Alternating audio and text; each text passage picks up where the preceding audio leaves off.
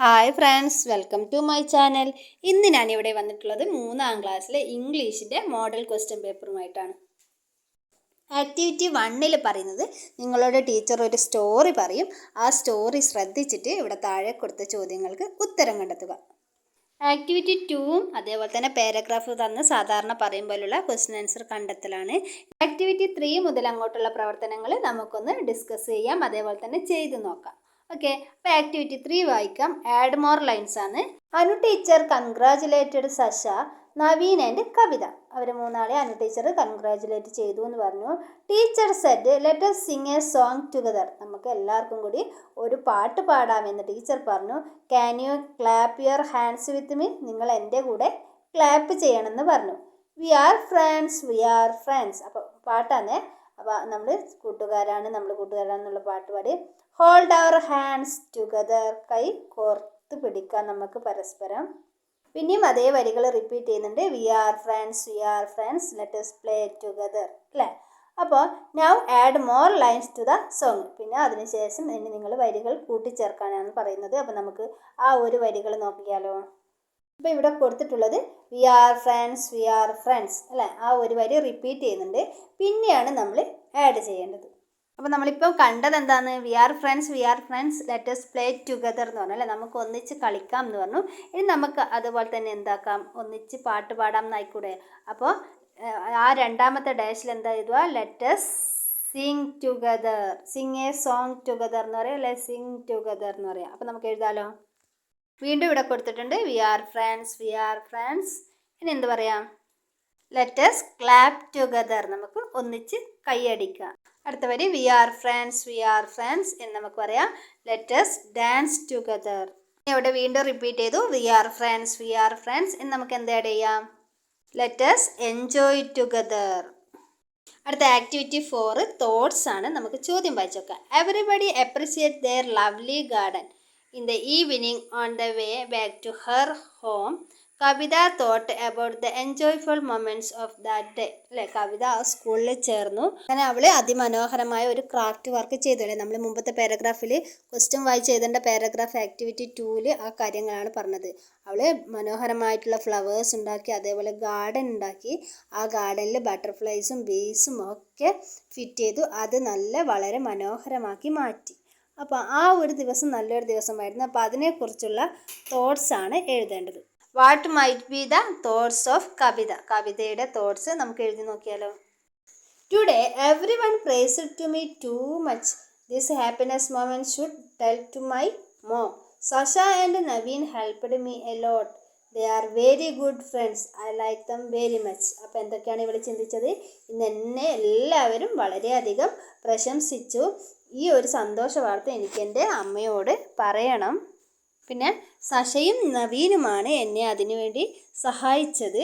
അപ്പോൾ അവർ വളരെ നല്ല കൂട്ടുകാരാണ്. എനിക്ക് അവരെ ഒരുപാട് ഇഷ്ടമാണ്. ഓക്കെ, അപ്പോൾ അത്രയുമാണ് കവിതയുടെ തോട്ട്സായിട്ട് നമ്മൾ എഴുതുന്നത്. ഇനി നമുക്ക് അടുത്ത ആക്ടിവിറ്റി നോക്കാം. അടുത്ത ആക്ടിവിറ്റി കോൺവെർസേഷനാണ്. ആരൊക്കെ തമ്മിലാണെന്ന് നോക്കാമല്ലോ. Kavitha reached home after school. അങ്ങനെ കവിത അതൊക്കെ ചിന്തിച്ചതിന് ശേഷം വീട്ടിലേക്ക് എത്തി. Her mother was waiting for her, അല്ലേ? അവളെ കാത്തിരിക്കുകയായിരുന്നു അവളുടെ അമ്മ.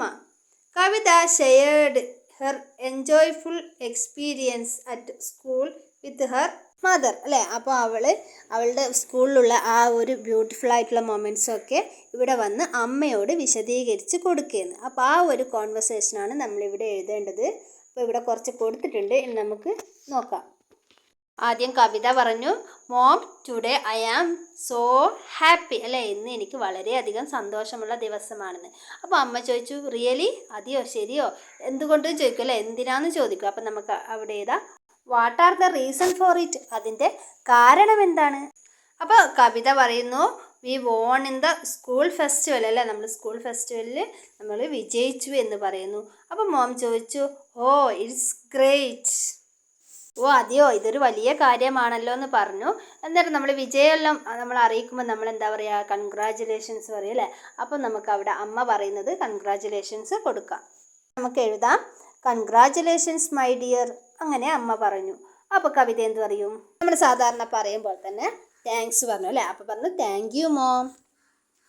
ഇനി അടുത്തത് മദർ പറഞ്ഞതാണ്. അപ്പം മദർ എന്ത് പറയും?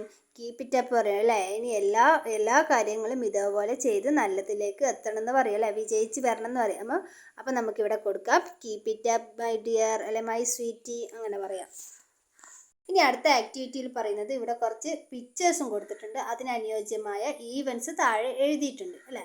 അപ്പം നമ്മൾ ആ പിക്ചേഴ്സിന് അനുയോജ്യമായത് ഏത് ഈവൻ്റ് ആണെന്ന് കണ്ടെത്തി നമ്പർ ഇട്ട് കൊടുക്കുക, അല്ലെങ്കിൽ അതിന് നേരെ എഴുതുകയോ ചെയ്യുക. ഓക്കെ, നമുക്ക് നോക്കാലോ. ഒന്നാമത്തെ പിക്ചർ നോക്കാലോ. ഒന്നാമത്തെ പിക്ചറിൽ നമ്മൾ എഴുതേണ്ടത് ആ കുട്ടികൾ അവിടെ ടൂറ് വന്നതാണെന്ന് എഴുതേണ്ടത് അല്ലേ. ബസ്സിൽ വന്ന് ഇറങ്ങുന്നതുണ്ട്. അപ്പോൾ അതാണ് നമ്മൾ ഫസ്റ്റ് എഴുതേണ്ടത്. അപ്പം അങ്ങനെ നമുക്ക് ഓരോന്നും എഴുതി നോക്കാലോ. ഒന്നാമത്തത് അവിടെയുണ്ട് അല്ലേ. Children hurried to get in the tour bus to visit the zoo അല്ലേ. അവർ കുട്ടികൾ സൂ കാണാൻ വേണ്ടി അവിടെ വന്നു വിസിറ്റ് ചെയ്തു. അതാ ഒന്നാമത്തെ ആ ബസ്സിൽ നിന്ന് ഇറങ്ങുന്ന പിക്ചർ. ഇനി രണ്ടാമത് എന്താ ചെയ്യേണ്ടത്? രണ്ടാമത്തെ പിക്ചറിൽ വരുക ആ മങ്കി മരത്തിലേക്ക് കയറുന്നത് ഇവർ നോക്കുന്നത്, അതാണ് വരുക അല്ലേ രണ്ടാമത്തത്. മൂന്നാമത് വരുക മങ്കി ജമ്പ് ഡൗൺ അല്ലെ, താഴേക്ക് വീണതാണ് മൂന്നാമത് വരുക. നാലാമത് വരുക ആ ടീച്ചർ, അനുപമ ടീച്ചർ മങ്കിയെ എടുക്കുന്നു, പിന്നീട് അവർക്ക് കൊടുക്കുന്നു അല്ലേ, ഗേറ്റ്മാന് കൊടുക്കുന്നു. അപ്പോൾ ഇത്രയും കാര്യങ്ങൾ ആ ഓർഡറിൽ എഴുതുക. ഓക്കെ, അടുത്ത ആക്ടിവിറ്റി പിക്ചർ ഡിസ്ക്രിപ്ഷനാണ്. ഇവിടെ ഒരു പിക്ചർ കൊടുത്തിട്ടുണ്ട്, അത് ഡിസ്ക്രൈബ് ചെയ്യാനാണ് പറയുന്നത്. അപ്പോൾ ഇത് പറയുന്നതിന് മുമ്പ് നിങ്ങൾക്ക് ഈ വീഡിയോ ഇഷ്ടപ്പെട്ടിട്ടുണ്ടെങ്കിൽ അഥവാ ഉപകാരപ്പെട്ടിട്ടുണ്ടെങ്കിൽ ഒന്ന് ലൈക്ക് ചെയ്യുക, കൂടാതെ നിങ്ങളുടെ കൂട്ടുകാർക്ക് അയച്ചു കൊടുക്കുക. പിന്നെ സബ്സ്ക്രൈബ് ചെയ്യാൻ മറക്കാതെ സബ്സ്ക്രൈബും ചെയ്യുക. പിന്നെ ഇപ്പോൾ പുതിയൊരു ഓപ്ഷൻ വന്നിട്ടുണ്ട് കമൻറ്റ് ബോക്സിൻ്റെ അടുത്തോട്ടായിട്ട്, ഹൈപ്പ് എന്നൊരു ഓപ്ഷൻ. അപ്പോൾ ഈ വീഡിയോ നിങ്ങൾക്ക് ഇഷ്ടപ്പെട്ടിട്ടുണ്ടെങ്കിൽ തീർച്ചയായും ഒരു ഹൈപ്പ് കൊടുക്കുക. ഓക്കെ, നമ്മളൊരു പിക്ചർ ഡിസ്ക്രിപ്ഷൻ എഴുതുമ്പോൾ ഇത് ഏതാ പ്ലേസ് ഏതാന്ന് നമ്മൾ തിരിച്ചറിയണം. ഇപ്പോൾ ഇവിടെ തന്നെ കൊടുത്തിട്ടുണ്ട് സീ ഷോറാന്ന് കൊടുത്തിട്ടുണ്ട് അല്ലേ, ഒരു കടൽ തീരമാണെന്ന് കൊടുത്തിട്ടുണ്ട്. നമുക്ക് കണ്ടാലും മനസ്സിലാവും ബീച്ചാണെന്നൊക്കെ മനസ്സിലാവും. അപ്പം ഇതിനെ ബേസ് ചെയ്തിട്ട് വേണം നമ്മൾ സ്റ്റാർട്ടിങ്ങിൽ ഈ ഒരു കാര്യമാണ് എഴുതേണ്ടത്. അപ്പോൾ നമുക്ക് പിക്ചർ ഡിസ്ക്രിപ്ഷൻ ചെയ്താലോ. This is a picture of seashore. ഇതൊരു സീഷോറിൻ്റെ പിക്ചറാണ്. There are 2 children playing with ball അല്ലെ, അവിടെ 2 കുട്ടികൾ ബോൾ കൊണ്ട് കളിക്കുന്നുണ്ട്. There are some star fishes and water tube. അവിടെ വേറെ എന്തൊക്കെയുണ്ട്? കുറച്ച് സ്റ്റാർ ഫിഷിനെയും കാണാം, പിന്നെ ഒരു വാട്ടർ ട്യൂബ് ഉണ്ട്. A small crab is there. അവിടെ ഒരു ചെറിയ ഞണ്ടുണ്ട്. We see sun rises and we also see some coconut trees near the sea. നമ്മളിവിടെ ഒരു സൂര്യൻ അല്ലെ, ഉദിക്കുന്ന സൂര്യനെ കാണുന്നുണ്ട്. പിന്നെ അവിടെ എന്തുണ്ട്?